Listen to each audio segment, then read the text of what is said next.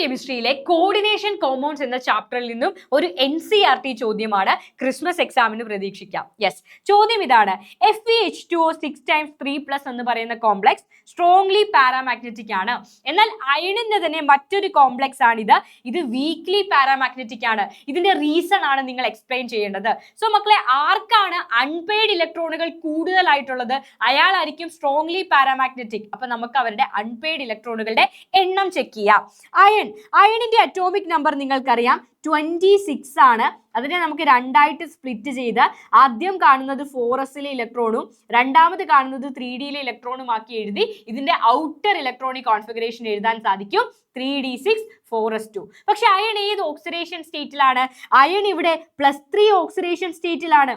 അതുകൊണ്ട് തന്നെ അവസാനത്തെ 3 ഇലക്ട്രോൺ അയണിന് നഷ്ടപ്പെടുകയാണ്. എവിടെ നിന്നാണ് നഷ്ടപ്പെടുക?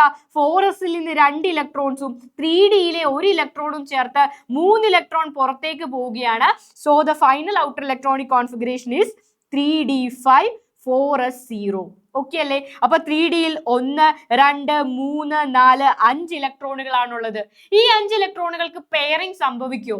പെയറിംഗ് നടക്കണമെങ്കിൽ ഇവിടെ അയണിനോടൊപ്പം ഒരു സ്ട്രോങ് ഫീൽഡ് ലിഗാൻഡ് ഉണ്ടാവണം. ഇവിടെയുള്ള ലിഗാൻഡ് H2 ആണ്, which is a weak field ligand. H2 weak field ligand ആണ്. അതുകൊണ്ട് തന്നെ പെയറിംഗ് നടക്കുന്നില്ല. 5 അൺപെയ്ഡ് ഇലക്ട്രോണുകൾ ആദ്യ കോംപ്ലക്സിൽ അവൈലബിൾ ആണ്. അതുകൊണ്ട് തന്നെ ഇത് സ്ട്രോങ്ലി പാരാമാഗ്നറ്റിക് ആണ്. എന്നാൽ രണ്ടാമത്തെ കോംപ്ലക്സിൽ നോക്കാം. ഇവിടെയും അയൺ +3 ഓക്സിഡേഷൻ സ്റ്റേറ്റിലാണ്.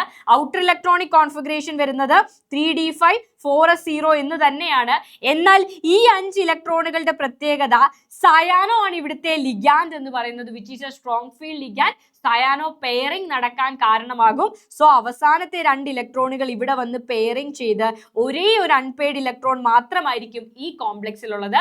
അതുകൊണ്ട് തന്നെ ഇത് വീക്ക്ലി പാരാമാഗ്നറ്റിക് ആയിരിക്കും.